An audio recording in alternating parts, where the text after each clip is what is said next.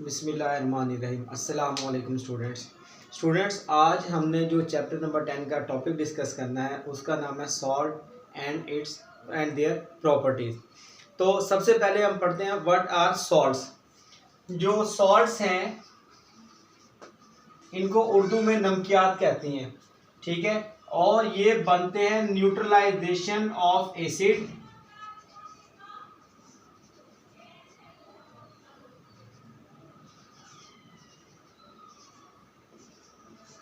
By a base. ठीक है जी, जो सॉल्ट हैं ये न्यूट्रलाइज प्रोडक्ट होती है एसिड और बेस की। ठीक है, अब इसमें जो फॉर एग्जांपल हमारे पास है NaCl, ठीक है, ये किसकी न्यूट्रलाइज प्रोडक्ट है? एक है सोडियम हाइड्रोक्साइड, ये बेस है, और HCl जो है वो एसिड है। इन दोनों के मिलने से बन गया NaCl प्लस H2O। ठीक है, अब सॉल्ट में हमें यहाँ पर दो चीजें नजर आती हैं। सॉल्ट का एक हिस्सा जो होता है वो केटाइनिक होता है और दूसरा हिस्सा जो है सॉल्ट का वो एनाइनिक होता है। ठीक है, तो जो केटाइन है, केटाइनिक पोर्शन ये लिया जाता है फ्रॉम बेस, ठीक है, डिराइव फ्रॉम बेस, और जो एनाइनिक पोर्शन होता है ये होता है डिराइव फ्रॉम एसिड।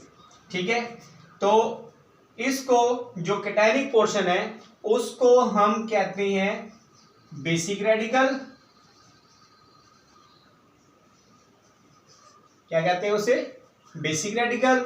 और जो एनाइनिक पोर्शन होता है सॉल्ट का उसको हम कहते हैं एसिड रेडिकल। ठीक है जी, इसको हम क्या कहते हैं? Acid radical. तो सोडियम क्लोराइड में जो सोडियम आयन है, ठीक है, ये वाला पोर्शन ये हमने इस बेस से लिया है। कहां से लिया हमने? बेस से। ठीक है, तो ये इसका जो है बेसिक रेडिकल हो गया, और उसके बाद जो इसका एनाइनिक पोर्शन है ये Cl, ठीक है जी, ये हमने कहां से लिया? फ्रॉम एसिड, तो इसका नाम बनेगा एसिड रेडिकल। ठीक है स्टूडेंट्स, तो सॉल्ट जो है ये न्यूट्रलाइज प्रोडक्ट होती हैं एसिड और बेस की। जो केटाइनिक पोर्शन होता है एसिड का, जो सॉल्ट का, वो हम बेस से लेते हैं तो उसको बेसिक रेडिकल कहेंगे, और जो एनाइनिक पोर्शन होता है वो हम एसिड से लेते हैं उसको हम एसिड रेडिकल कहेंगे। तो NaCl में ये सोडियम आयन जो है वो बेसिक रेडिकल है और क्लोराइड आयन क्या है? वो एसिड रेडिकल है। इसी तरह सिल्वर एसीटेट CH3COO नेगेटिव, ठीक है, तो सिल्वर आयन जो है ये क्या इसका बेसिक रेडिकल है, और एसीटेट आयन जो है इसका एसिड रेडिकल है। तो स्टूडेंट्स इसी पेज के ऊपर, इसी पैराग्राफ के नीचे यहाँ पर उन्होंने एक लाइन दी है, how salt get their name, कि सॉल्ट्स के नाम कैसे बनते हैं। ठीक है जी, अब हमारे पास जैसे ये है HCl, और इसके साथ जो चीज मिली थी, इसके साथ कोई ना कोई मेटल थी, तो जो मेटल होगी उसका नाम, और उसके साथ आपने एसिड का नाम रख देना है। ठीक है, तो मेटल और एसिड के नाम से जो है ये बन जाएगा हमारे पास सॉल्ट का नेम बन जाएगा। फॉर एग्जांपल सोडियम मेटल थी और एसिड था हाइड्रोजन क्लोराइड, तो बन जाएगा सोडियम क्लोराइड। ठीक है, इसी तरह ये मैंने आपको सिल्वर एसीटेट की एग्जांपल दी, सिल्वर मेटल और एसिटिक एसिड के मिलने से जो सिल्वर एसीटेट बन जाएगा।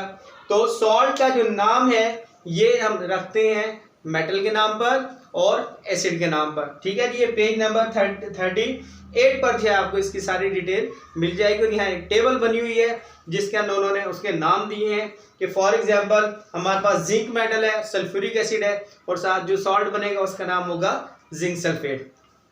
तो स्टूडेंट्स अब हम बात करते हैं इसकी प्रॉपर्टीज की। तो जो हम बात करते हैं सॉल्ट की प्रॉपर्टीज की, सबसे पहली बात तो ये कि ये न्यूट्रलाइज प्रोडक्ट है और ये आयोनिक कंपाउंड होते हैं। ठीक है जी, क्या होते हैं ये? Ionic compound formed by the neutralization of acid by a base. तो सबसे पहले तो इनकी फिजिकल स्टेट, ये क्रिस्टलाइन सॉलिड होती हैं।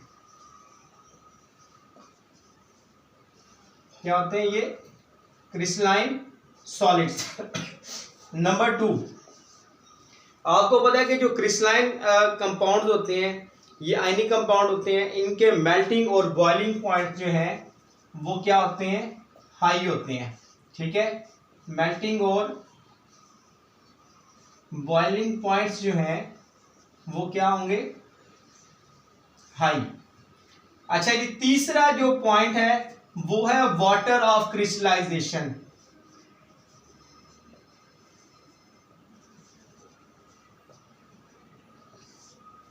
स्टूडेंट्स, इसकी डिटेल वैसे तो जो हमारी पुरानी बुक्स थी ये डिटेल उन्होंने दी हुई थी वाटर वाले चैप्टर में, कि जो किसी सॉल्ट को, फॉर एग्जांपल हमारे पास है कॉपर सल्फेट। ठीक है, ये वाइट कलर का सॉल्ट होता है, इसका हमने सॉल्यूशन बना दिया पानी में, ये बन गया सॉल्यूशन, यानी कि CuSO4 एक्वस। ठीक है जी, अगर हम इस सॉल्यूशन को इसको करें क्रिस्टलाइज, अगर हम इस सॉल्यूशन को क्रिस्टलाइज कर लें, कॉपर सल्फेट को क्रिस्टलाइज आउट कर लें, तो जो कॉपर सल्फेट बनेगा वो होगा ब्लू कलर का, CuSO4, ये बनेगा ब्लू कलर का। उसकी वजह ये है 5 वाटर मॉलिक्यूल इसके क्रिस्टल का हिस्सा बन जाते हैं। ठीक है, तो कुछ सॉल्ट ऐसे होते हैं जिनमें वाटर ऑफ क्रिस्टलाइजेशन मौजूद होता है। तो एक एग्जांपल तो मैंने आपको कॉपर सल्फेट की दी। ठीक है, और एग्जांपल्स में देख लें, जैसे है जिप्सम CaSO4.2H2O। इसी तरह जो है हमारे पास वॉशिंग सोडा है, ये होता है सोडियम कार्बोनेट डेकाहाइड्रेट। ठीक है जी, और ऐसी एग्जांपल्स अगर आप देखें तो एक ग्लोबल सॉल्ट होता है सोडियम सल्फेट, सोडियम सल्फेट। ठीक है जी, Na2SO4.10H2O। तो ये कुछ सॉल्ट होते हैं जिनमें वाटर जो है उनके क्रिस्टल का हिस्सा बन जाता है during the process of crystallization, तो उसको हम कहते हैं वाटर ऑफ क्रिस्टलाइजेशन। तो ये जो कंपाउंड है ये हाइड्रेटेड कंपाउंड कहलाएगा। ये कंपाउंड क्या कहलाएगा? हाइड्रेटेड। अगर आप इसके वाटर ऑफ क्रिस्टलाइजेशन निकाल दें तो ये अनहाइड्रस कहलाएगा, एनहाइड्रस। ठीक है जी, अब हम बात करते हैं इसके लास्ट प्रॉपर्टी की, कि जो सॉल्ट्स हैं ये न्यूट्रल कंपाउंड्स हैं। ठीक है, सॉल्ट्स आर इलेक्ट्रिकली न्यूट्रल। ठीक है जी, ये मैं इसके ऊपर एम्फेसाइज कर रहा हूं, इलेक्ट्रिकली न्यूट्रल। देखें हमारे पास ये है सोडियम कार्बोनेट, इसके पास 2 सोडियम आयन है और एक जो है वो कार्बोनेट आयन है। ठीक है, एक और एग्जांपल देखें, कैल्शियम क्लोराइड, एक जो है वो कैल्शियम आयन है इसके पास और 2 जो हैं इसके पास क्लोराइड आयन है। तो यहां से एक बात नोट करें कि इनके पास केटाइन और एनाइन, इनकी तादाद बाज दफा इक्वल नहीं होती। ठीक है, सोडियम क्लोराइड में तो इक्वल है मगर कुछ सॉल्ट में केटाइंस और एनाइंस की जो तादाद है वो डिफरेंट होती है। ठीक है, तो ये न्यूट्रल कैसे हो? इलेक्ट्रिकली न्यूट्रल की मैं बात कर रहा हूं। इसकी अभी इलेक्ट्रिकली न्यूट्रल कैसे हैं? न्यूट्रल इस तरह है कि इनका जो चार्ज है ना, सम ऑफ चार्ज, ठीक है, वो इक्वल होता है। जैसे 2 × +1 और -2, तो ये हो गया +2 और -2, ये इक्वल हो गया।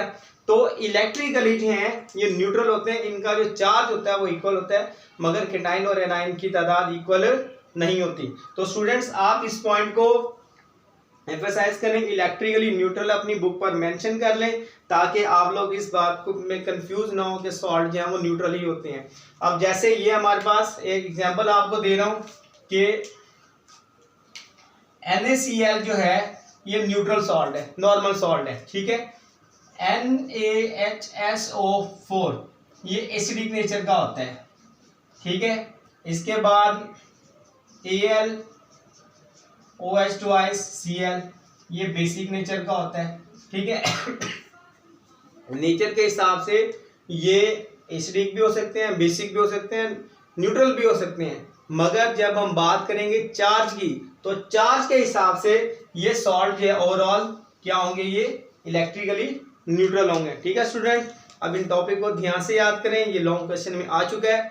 तो आप इसमें सॉल्ट को पहले डिफाइन करेंगे, उसके बाद कैटायनिक जो है जिसको हम बेस रेडिकल कहते हैं उसको याद करें, एसिड रेडिकल को याद करें, और शॉर्ट क्वेश्चन है हाउ आर सॉल्ट नेम, ठीक है जी। फिर उसके बाद वाटर ऑफ क्रिस्टलाइजेशन वाला बोर्ड में भी शॉर्ट क्वेश्चन पूछा जा चुका है कि वाटर ऑफ क्रिस्टलाइजेशन क्या होता है। तो आप जैसे डिटेल लिखी हुई है कि वाटर ऑफ जो वाटर मॉलिक्यूल या क्रिस्टल का हिस्सा बन जाता है वो सिर्फ उनकी शेप और उसके कलर को डिस्क्राइब करता है क्रिस्टल के। और लास्ट पॉइंट जो है वो salt are electrically neutral compound. So best of luck students, अल्लाह हाफिज।